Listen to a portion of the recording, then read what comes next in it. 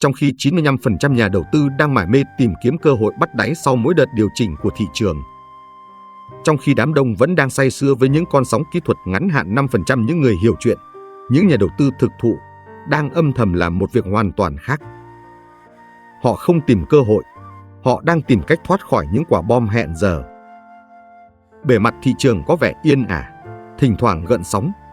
Nhưng ở tầng sâu bên dưới, ở cấp độ bảng cân đối kế toán, một cơn địa chấn tài chính đang hình thành. Một quả bom đã được châm ngòi từ 5 năm trước và bây giờ nó đang đếm ngược. Một quả bom mang tên nợ doanh nghiệp bằng USD. Trong 5 năm qua, giai đoạn 2019 đến 2022, khi Cục Dự trữ Liên bang Mỹ, Fed, duy trì lãi suất ở mức 0%, các doanh nghiệp, đặc biệt là các ngành thâm dụng vốn như bất động sản, năng lượng và hàng không, đã say sưa trong một bữa tiệc khổng lồ mang tên USD giá rẻ. Giờ đây, bữa tiệc đã tàn. Lãi suất Fed tăng vọt và neo ở mức cao nhất trong 20 năm. Họ không thể tái cấp vốn. Đồng hồ đang đếm ngược đến ngày đáo hạn. Video này sẽ bóc tách toàn bộ tử huyệt tín dụng này. Ai là người hưởng lợi từ bữa tiệc? Ai sẽ là người gục ngã khi cơn bão ập đến? Và quan trọng nhất, làm thế nào để bạn, với tư cách là một nhà đầu tư cá nhân, có thể bảo vệ danh mục của mình khỏi sự sụp đổ dây chuyền này? Chào mừng các bạn đến với Trí tuệ Tài chính, nơi chúng ta tin rằng đầu tư là trí tuệ, không phải may mắn. Chúng ta đang ở trong một môi trường vĩ mô phức tạp nhất 10 năm qua. Tỷ giá đô la Mỹ trên Việt Nam đồng liên tục neo ở mức cao, bào mòn dự trữ ngoại hối. Fed, trong nỗ lực chống lạm phát, vẫn duy trì lập trường diều hâu, thà hy sinh tăng trưởng còn hơn để lạm phát quay lại. Lịch sử đang cho thấy những dấu hiệu lặp lại. Nó làm tôi nhớ đến cuộc khủng hoảng tài chính châu Á 1997. Mọi thứ cũng bắt đầu từ đâu? Từ việc các doanh nghiệp Thái Lan, Hàn Quốc vay nợ bằng USD một cách ồ ạt vì lãi suất rẻ, trong khi doanh thu lại bằng đồng nội tệ. Khi tỷ giá sụp đổ, họ vỡ nợ hàng loạt. Ngày nay, kịch bản có thể không bi thảm như vậy, nhưng mầm mống rủi ro là tương tự. Rất nhiều nhà đầu tư cá nhân, và thật đáng buồn là cả các quỹ, đang mắc một sai lầm chết người. Họ chỉ nhìn vào doanh thu, nhìn vào lợi nhuận gộp, nhìn vào quỹ đất hàng nghìn hecta, nhìn vào tài sản hàng tỷ đô, và nghĩ rằng doanh nghiệp lớn là an toàn, too big to fail, quá lớn để sụp đổ. Họ quên mất một câu nói kinh điển của Warren Buffett: khi thủy triều rút, bạn mới biết ai đang không mặc quần bơi. Và thủy triều lãi suất 0% đã rút rồi. Họ quên mất rằng dòng tiền mới là máu, và nợ vay chính là chi phí của máu đó.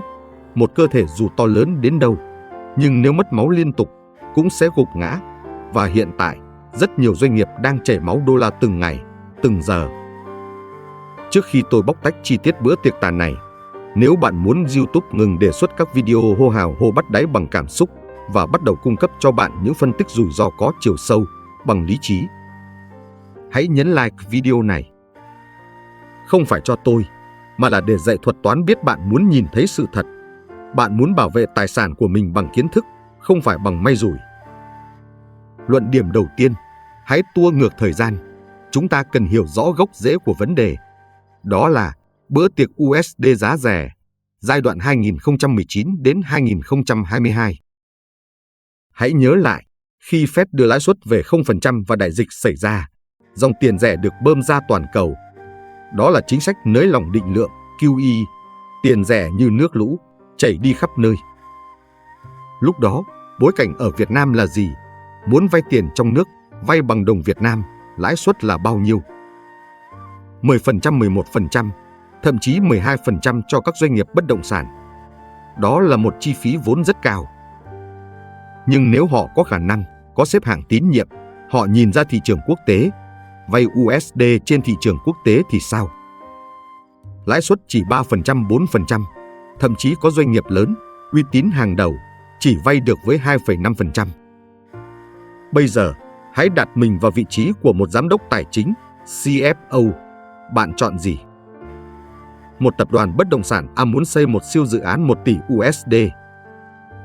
Phương án 1, vay ngân hàng Việt Nam, lãi 12%, tức là mỗi năm chưa cần biết bán được hàng hay không, phải trả 120 triệu USD tiền lãi. Phương án 2, phát hành trái phiếu quốc tế, vay 1 tỷ USD với lãi suất cố định 3,5%, tức là mỗi năm chỉ trả 35 triệu USD tiền lãi. Bạn chọn gì? Dĩ nhiên là phương án 2. Họ tiết kiệm được 85 triệu USD mỗi năm, một con số khổng lồ. Họ đã làm đúng. Về mặt nghiệp vụ, đó là một quyết định tài chính khôn ngoan ở thời điểm đó. Một hãng hàng không B muốn mua 10 chiếc máy bay Boeing mới. Họ vay bằng USD, vì tiền mua máy bay cũng trả bằng USD. Đây là một nghiệp vụ phòng hộ tự nhiên nghe có vẻ rất hợp lý. Chúng ta sẽ phân tích tại sao nó vẫn rủi ro ở phần sau. Một công ty năng lượng tái tạo C muốn xây hàng loạt trụ điện gió, tua bin nhập khẩu từ Đức, từ Đan Mạch, trả bằng EUR hoặc USD. Họ cũng vay USD. Tất cả các ngành thâm dụng vốn, cần nhiều vốn, đều ồ ạt vay USD. Họ đã say sưa. Họ đã dùng đòn bẩy đến tận cùng để tối đa hóa lợi nhuận khi tiền còn rẻ. Và đây là điểm mấu chốt, họ đã đánh cược. Họ cược rằng Fed sẽ giữ lãi suất thấp mãi mãi. Họ cược rằng tỷ giá đô la Mỹ trên Việt Nam đồng sẽ mãi ổn định quanh mốc 23.000. Vào ván cược đó, bây giờ họ đang thua. Tôi muốn dừng lại một chút. Có thể bạn đang nghĩ, tôi chỉ là nhà đầu tư nhỏ, tôi không vay USD, chuyện này thì liên quan gì đến tôi? Nó liên quan mật thiết, vì đồng tiền bạn đầu tư vào cổ phiếu của những doanh nghiệp đó đang phải gánh chịu rủi ro này. Bạn có đang nắm giữ cổ phiếu của một doanh nghiệp bất động sản, năng lượng hoặc hàng không không? Bạn có bao giờ kiểm tra xem họ vay nợ bằng Việt Nam đồng hay USD không? Hãy bình luận mã cổ phiếu bạn đang lo lắng nhất ở bên dưới, hoặc mã cổ phiếu bạn muốn tôi phân tích cấu trúc nợ. Chúng ta sẽ cùng thảo luận ở phần bình luận. Luận điểm thứ 2, cú sốc kép lãi suất và tỷ giá từ huyệt lộ diện. Và rồi, ván cược thay đổi. Jerome Powell bóp cò. Lạm phát tại Mỹ bùng nổ sau đại dịch, lên mức 8 đến 9%. Fed buộc phải hành động. Và họ đã tăng lãi suất nhanh và mạnh nhất trong 40 năm lịch sử, từ 0% lên 5,5% chỉ trong hơn một năm. Điều gì xảy ra? Không chỉ một, mà là hai cú sốc ập đến cùng một lúc. Tôi gọi đây là cú sốc kép, đòn kẹp chí mạng vào các doanh nghiệp vay nợ USD. Cú sốc thứ nhất, chi phí lãi vay tăng vọt. Rất nhiều khoản vay quốc tế này không phải là lãi suất cố định 3,5% mãi mãi. Rất nhiều khoản vay là lãi suất thả nổi. Lãi suất thả nổi nghĩa là gì? Nghĩa là lãi suất được tính bằng một lãi suất tham chiếu, ví dụ như SOFR, trước đây là LIBOR, cộng với một biên độ, ví dụ 2 đến 3%. Khi SOFR, lãi suất USD qua đêm, chỉ là 0,1%, thì khoản vay của họ là 0,1% cộng 2,5% bằng 2,6%. Rất rẻ. Nhưng khi Fed tăng lãi suất, SOFR cũng tăng lên 5%, thì khoản vay đó bây giờ là 5% cộng 2,5% bằng 7,5%. Chúng ta hãy làm một phép toán đơn giản để thấy sức tàn phá của nó. Một khoản nợ 500 triệu USD. Lãi suất cũ 2,6%, mỗi năm trả 13 triệu USD tiền lãi. Lãi suất mới 7,5%, mỗi năm trả 37,5 triệu USD tiền lãi. 24,5 triệu USD nhân với tỷ giá 25.000 là hơn 600 tỷ Việt Nam đồng. 600 tỷ Việt Nam đồng lợi nhuận bốc hơi khỏi báo cáo, chỉ để trả thêm cho phần lãi suất gia tăng. Doanh nghiệp vẫn làm ăn như cũ, vẫn bán được từng đó căn nhà, vẫn bay từng đó chuyến bay, nhưng lợi nhuận đã biến mất.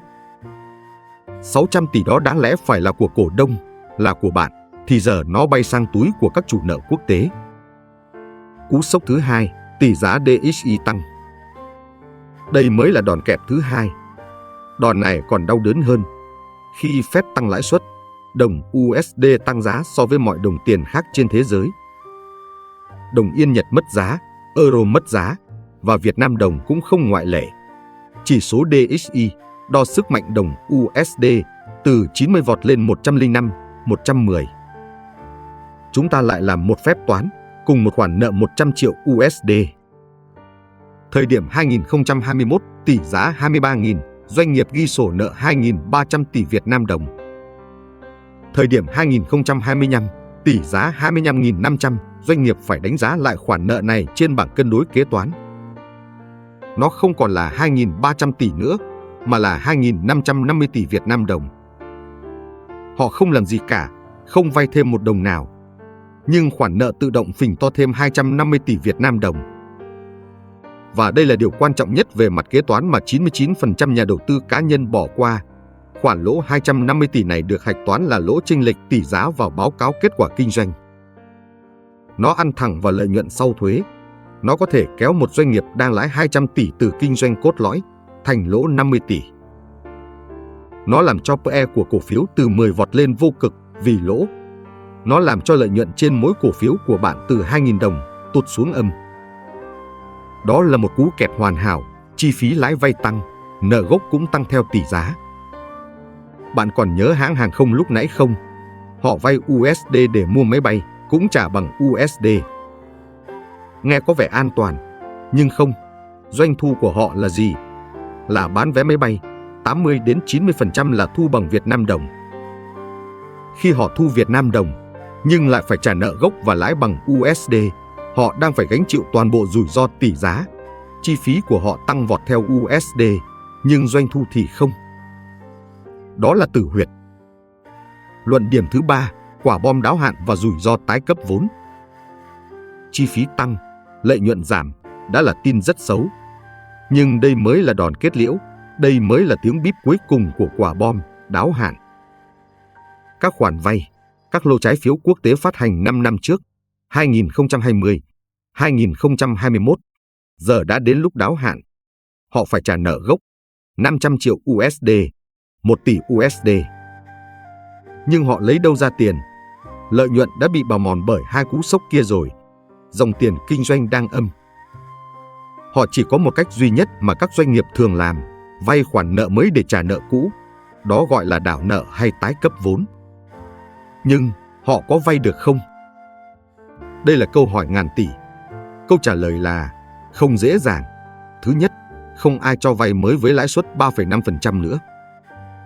Các ngân hàng quốc tế, các quỹ đầu tư bây giờ nhìn vào rủi ro của họ, nhìn vào môi trường lãi suất mới và nói, ok, tôi cho vay, nhưng với lãi 8%, 9%, thậm chí 10%.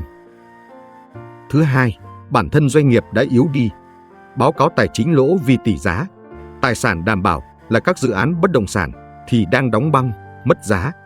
Xếp hạng tín nhiệm của họ bị hạ. Họ bị kẹt. Doanh nghiệp đứng trước 3 lựa chọn và lựa chọn nào cũng là thảm họa. Chấp nhận vay mới lãi suất cắt cổ 9 đến 10% để tồn tại, chấp nhận lợi nhuận âm trong nhiều năm tới, hy vọng Fed sẽ sớm hạ lãi suất. Đây là cầm cự. Bán tháo tài sản, bán con bò sữa, bán dự án tốt nhất, bán tòa nhà văn phòng với giá rẻ mạt để lấy tiền trả nợ. Đây là tự chặt tay chân. Hoặc tuyên bố vỡ nợ. Đây là dấu chấm hết. Đây chính là rủi ro tín dụng hệ thống mà 95% đám đông đang phớt lờ vì mải mê nhìn vào chỉ số VN Index xanh đỏ mỗi ngày. Vậy, chiến lược hành động của nhà đầu tư thông thái chúng ta là gì? Không phải là bán tháo hoảng loạn, không phải là sợ hãi. Sợ hãi không phải là chiến lược. Hiểu biết mới là chiến lược. Chúng ta cần quản trị rủi ro một cách thông minh, bằng lý trí. Tôi sẽ cho bạn chiến lược 3 bước tự vệ và 1 bước tấn công. Hãy lấy giấy bút ra, hoặc lưu lại phần này. Bước 1. Mở ngay báo cáo tài chính của tất cả doanh nghiệp bạn đang nắm giữ.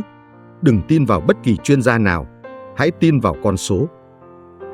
Bước 2. Dùng lệnh Ctrl+F, gõ nợ vay hoặc vay và nợ thuê tài chính. Tìm đến cái bảng chi tiết các khoản vay. Bước 3. Tìm cột nguyên tệ hoặc ngoại tệ. Xem tổng nợ vay bằng USD hoặc EUR, GPI là bao nhiêu. Hãy làm một phép tính, lấy tổng nợ ngoại tệ đó, chia cho vốn chủ sở hữu. Nếu tỷ lệ này dưới 20%, an toàn. Nếu từ 20%, 50%, cảnh báo vàng. Phải theo dõi sát sao. Nếu trên 50%, báo động đỏ, bạn đang ngồi trên một quả bom nổ chậm. Và đây là công thức tử thần mà bạn phải tránh xa bằng mọi giá trong chu kỳ này. Một doanh nghiệp vay bằng USD, chi phí thả nổi theo Fed, nhưng chỉ bán hàng và thu tiền 100% bằng Việt Nam đồng như bất động sản bán nhà cho dân hoặc công ty điện bán điện cho EVN.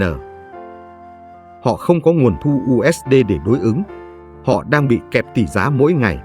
Hãy tránh xa những cổ phiếu này. Nếu bạn đã xem đến đây và cam kết sẽ không bao giờ mua một cổ phiếu mà không kiểm tra thuyết minh báo cáo tài chính của nó, hãy bình luận bên dưới, tôi đầu tư có kỷ luật. Viết ra là cách đầu tiên để chúng ta khóa tư duy này lại. Đó là cam kết của bạn với chính tài sản của mình. Tách biệt chúng ta khỏi 95% đám đông may rủi ngoài kia.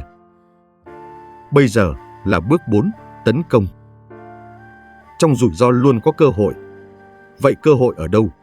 Ngược lại với công thức tử thần, hãy tìm những doanh nghiệp có công thức an toàn, hay tôi gọi là cỗ máy in tiền mùa tỷ giá cao.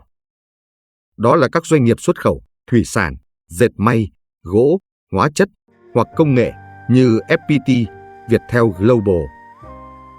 Họ có thể có vay USD, nhưng thường là vay ngắn hạn để tài trợ vốn lưu động, nhưng họ bán hàng và thu về USD. Tỷ giá càng tăng, lợi nhuận quy đổi ra Việt Nam đồng của họ càng lớn. Họ được phòng hộ tự nhiên, rủi ro của họ thấp hơn rất nhiều và họ còn đang hưởng lợi từ chính sách của Fed. Hãy nhìn vào những doanh nghiệp này, dòng tiền thông minh sẽ tìm đến nơi an toàn trước khi tìm đến nơi rủi ro. Tóm lại, video hôm nay đã bóc tách quả bom nợ USD đang đếm ngược. Chúng ta đã thấy bữa tiệc giá rẻ, nơi mọi thứ bắt đầu.